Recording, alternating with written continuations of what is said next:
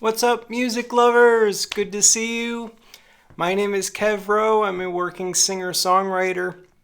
Today we're going to be going over the story behind my album called High Love. So I got the album right here.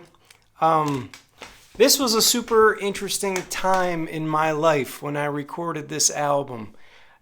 It's really when I was starting to stake my claim as an artist and find my artistic voice, what I stood for. So I want to give you some background on this album. It was recorded between the years of 2008 and 2010. And up until that point, like the decade before that, mostly I was... Oh, Maggie says hi. I was a full-time musician, but more of a gigging musician. And I had definitely, I had one foot in recording and one foot in touring and really working hard on shows, right? Because I had to really get good at something. So in order to get good at something, you have to do it like over and over and over again. So I did a lot of gigs. I graduated from college. I went to the University at Buffalo, by the way. And I graduated from college in 98.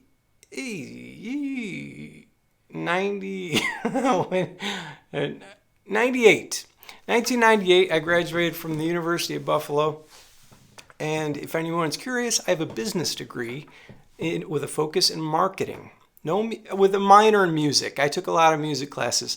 I should make the college years video. Maybe I'll do that. But yeah, I graduated from school, and I guess I'm going back kind of far now. And my band and we immediately started doing gigs, and that went for about 7 years. Then the band broke up, and then I joined another band. But for those 10 years, I was playing shows, right? And recording, but only like here and there. You know, so I had 2 albums before High Love. High Love, this is the album we're talking about here. Oh yeah, I should also mention, this has the songs Burn Away, Lighten My Life, Gently, Something's Going Down. It was really my first venture into broadcast quality, professionally produced studio CD. So we'll get into those details in a second here. High Love.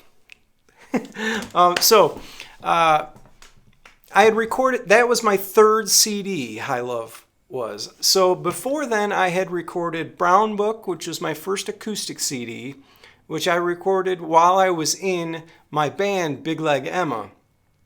Brown Book really was an acoustic record. It was vocals and acoustic, live, not a big production, right? What was a good thing about Brown Book was that I had accumulated some good songs throughout the years. So that's how it always works. On your first record, you got like all these great songs to choose from. You know, so that was Brown Book. Then my second CD was Into the Gold. Into the Gold has all those good instrumentals on it, like A Great Calm, Dream Fade, Gazebo Girl. It was really when I was starting to experiment with arrangements and the broadening of my musical paintbrush, if you will. It was when I was becoming more of an arranger and a composer and like really thinking, oh my gosh, anything's possible with this music thing in the studio. And multi-tracking. So at that point, I had learned Pro Tools. Okay, that was the big jump. There's a digital software called Pro Tools, which has been kind of like the mainstay in the music industry. I learned that from a friend. Jim Bloomquist taught me that at the Infinity Lab here in Jamestown, the Infinity Performing Arts program. I was in the basement giving guitar lessons for like 3 months. I was awful at guitar lessons, and I didn't really care for it that much. So I only gave about 3 months of guitar lessons to 5 students. And I guess that's another story too. But meanwhile, I learned Pro Tools from Jim Bloomquist here in Jamestown, and that was a super valuable tool because it taught me I could record on my own.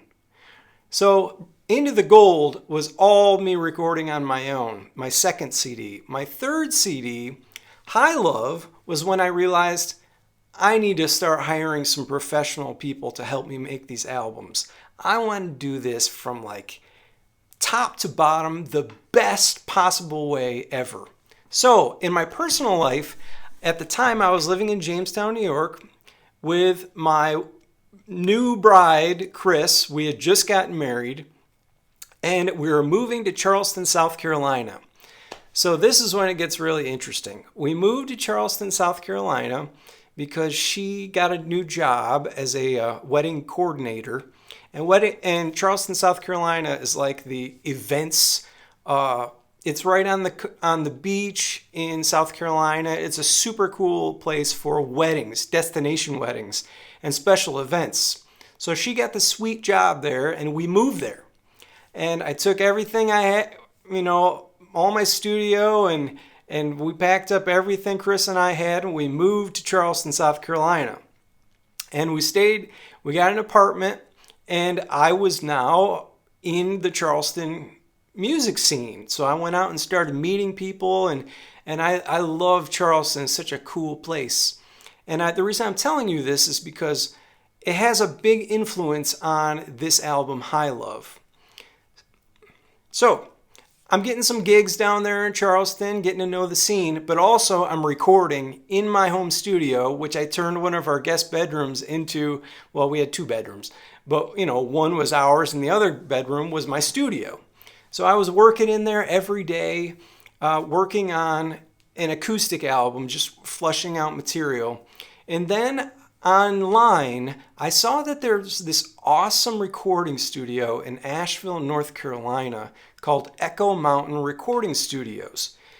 And because I saw that, and they had only been open like 3 years, but they had recorded Donna the Buffalo, which is a great Americana act from my area here in Western New York. They had recorded the Avett Brothers, which at the time were blowing up in the South. They were like the Beatles of North Carolina. Like these guys made such a staple on the Southern folk scene because they're kind of like folk and kind of punk, but they had great songs and great albums, and they toured. And then eventually they played at the Blue Heron, which is my hometown's festival. But I saw that this studio was recording a lot of music that I had things in common with. Like I had toured with Donna the Buffalo, and I owned these Avett Brothers albums, records, which I loved. My favorite album theirs is called Emotionalism. So I reached out to this guy named Danny Kadar on MySpace. Yes, MySpace. So I sent him a message. I said, "Hey, Danny, I see you produced the Avett Brothers last record. I would really love to come up to Asheville, North Carolina from Charleston and see what the studio's all about, and hopefully, maybe, would it be possible you would be interested in producing my record for me?" And I waited. You send that message and you're like, okay, this has like a 2% chance of actually working out. It went for a while.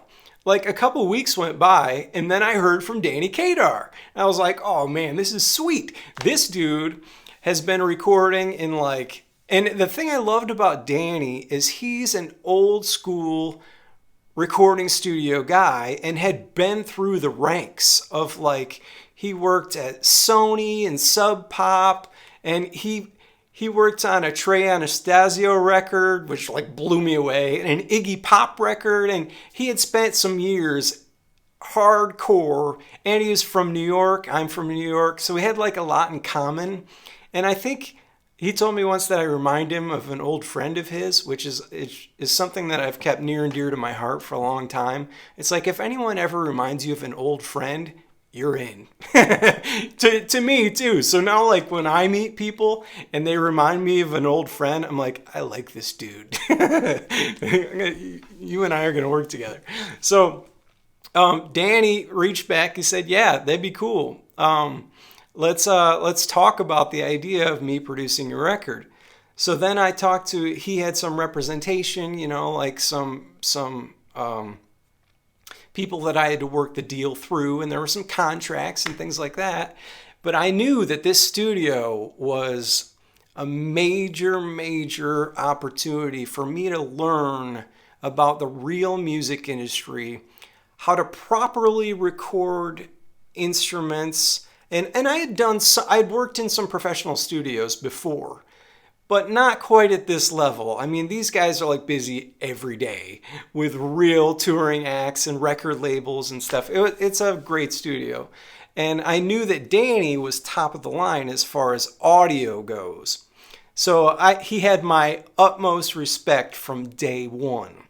So I go up to Asheville, North Carolina, and I'm probably pretty nervous, but thinking, I've spent some time in this world, I can do this. And I trusted Danny's every word. He helped me pick out the songs for the album High Love. Who's the producer, you know, so he found my musicians, he found my drummer, my percussionist, the bass player was in this band called Arizona, who was really blowing up at the time. And then they broke up a couple years later, like bands do. But yeah, the drummer, his name was Mike Rhodes. He's an amazing drummer. River Gagarian was the percussionist. I love River. He's been on like all my albums since then.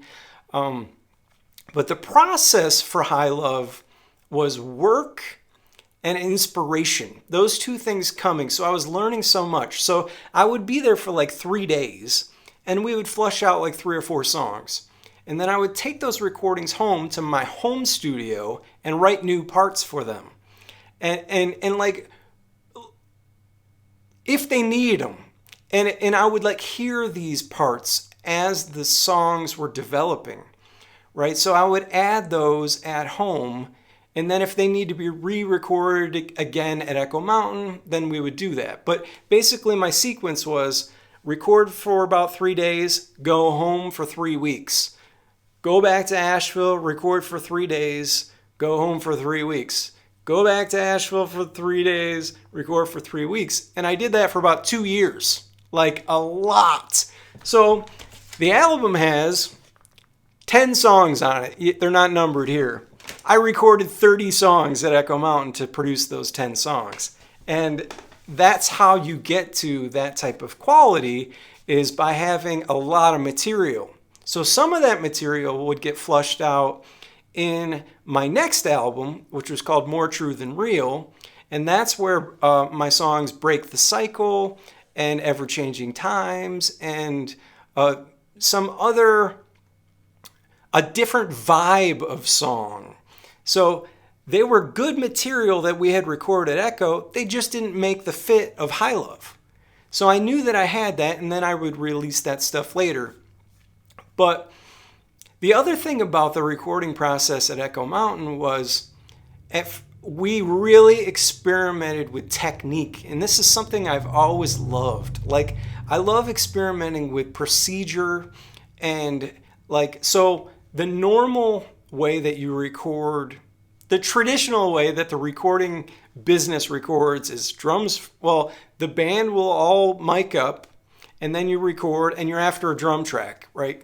So the drummer, you're keeping the drums, and then you build on top of that. So many times, like with my band Big Leg Emma, we do the drums and then the bass and then the guitars and the rhythm and then maybe some lead stuff and then the vocals. That's the order in which you record the instruments. And that order is very important in how the final outcome comes. So halfway through recording High Love, I said, okay, we've got some certain vibes here. We had gotten Something's Going Down, I'll Love You Either Way, I'm Getting There For You, which was the last track. Walk Through Town with Me. We had gotten some staple songs, but they all had a feel, and they were all drums first. Like we record the drums first. To be clear, while we're recording the drums, I'm playing my acoustic guitar, but we know the keeper track is the drum track. What I'm playing is going to be recorded again. So I said to myself, okay, I want to experiment with the procedure here. We're going to do some acoustic first and build the track from there. So then I went into Studio B with Julian Dreyer, who is one of the engineers on the project, and someone I love. Like, I've recorded my best stuff with Julian. For some reason, like when he's at the board, I'm the most comfortable and my voice sounds the best. So shout out to Julian. So Julian and I went into Studio B and I started cranking out these acoustic songs, acoustic first. So it was just my headphones, acoustic. So that's where Burn Away, Lighten My Life, Gently, Break the Cycle, all of these pretty amazing songs started coming out of my acoustic sessions. And what we would do is I'd record the acoustic and the vocal first. So acoustic, got it. Vocal, got it. Keeper. Then we flush out the tune. So it was, next we would add the percussionist, a drummer if we needed one. I would put on some piano or some strings.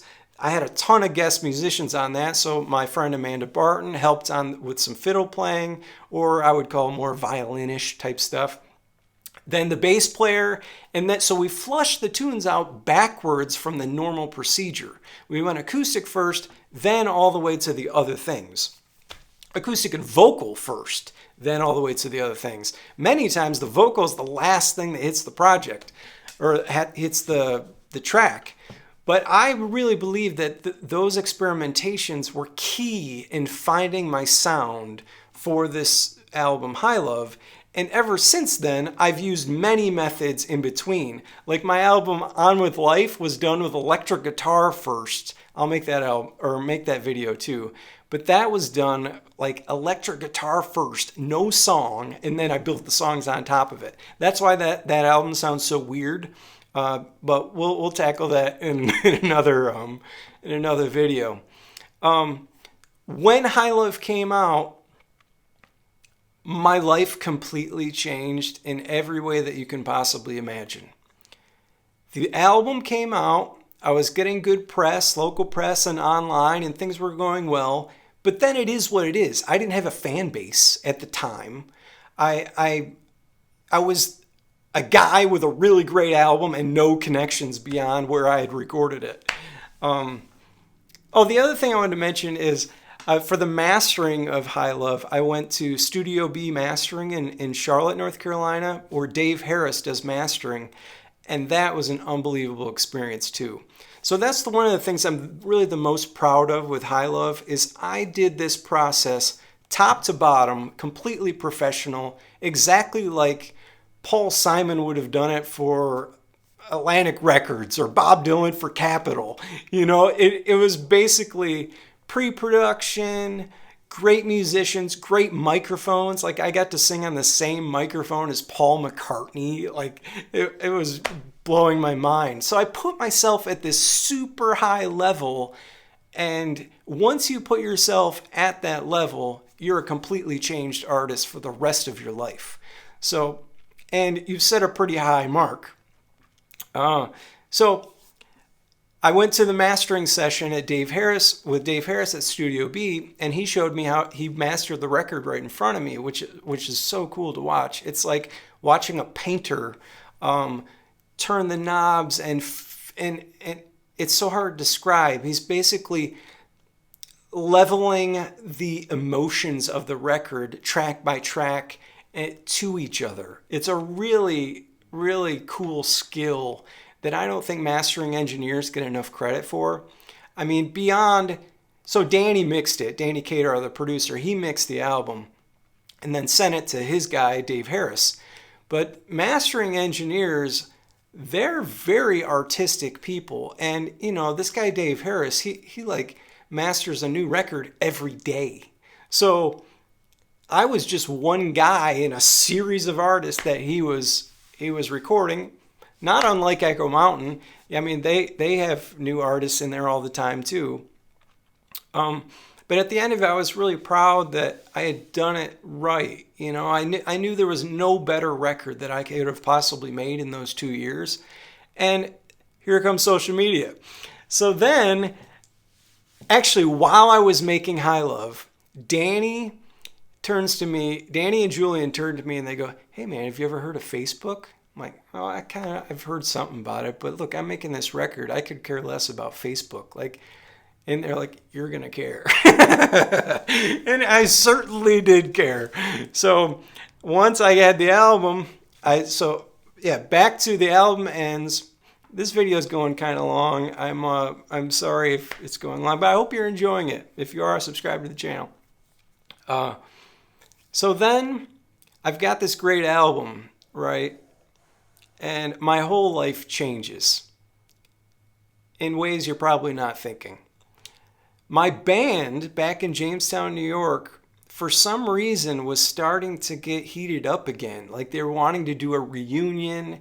And my old manager, John Street, he called me and he was like, "We're really thinking about having a reunion. Would you be interested in doing it?" And I had been really missing playing electric guitar and being in a band. And maybe it took this intense solo acoustic experience for me to miss being in a band. And in many ways, my life has done that. It's been like pendulums. Acoustic, electric, acoustic, electric, acoustic, electric, solo together with a band, solo with a band. I've had these waves. You know, it's something I've been aware of and tried to respect as I've gotten older. And whatever's best for the music is the most important thing, right? So the band's starting to get together. I'm coming back to Jamestown to do shows, and we're getting reunited. So the band is getting back together. Meanwhile, I'm traveling so much. In the last 2 years, I've been really, really intense music. I ended up getting a divorce. So one night, I got home from the road.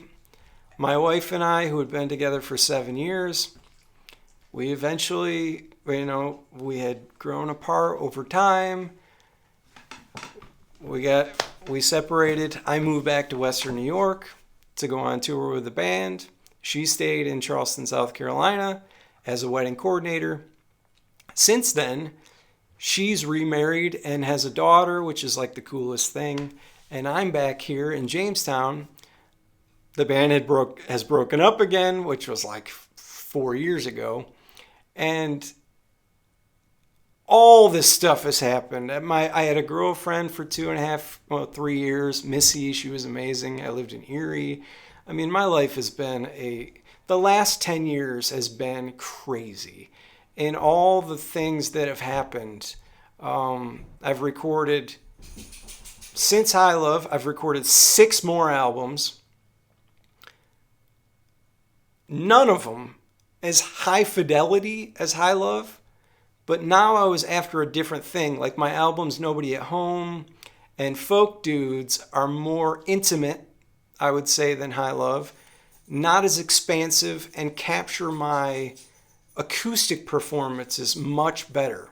So what I learned in High Love, I applied to Nobody at Home and Folk Dudes and my other records too, because I knew how to sing on good mics. And once you know how to do that, you're good to go. So I made those records myself and then released those videos here on YouTube. But now, I mean, so much has happened in the last 10 years, I can barely digest the experience. But the most important thing is High Love exists. And, it was all for the music, and it's been a wild ride, no doubt. No regrets, though. It's like a bittersweet, beautiful existence. I wouldn't trade a second of it. And, I love my ex-wife, Chris. She's the best. And I love my ex-bandmates, Big Leg Emma and 5 Cubic Feet. And it's just crazy the way the world has turned, and maybe I'll be in a band next week. Maybe I'll get remarried again next year. Who knows what's in store?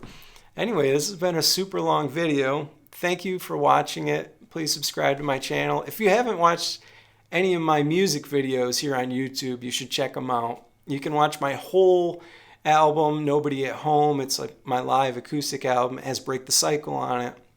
It's a good one. And I will appreciate you doing it. Thank you for watching. I'll see you later. Bye.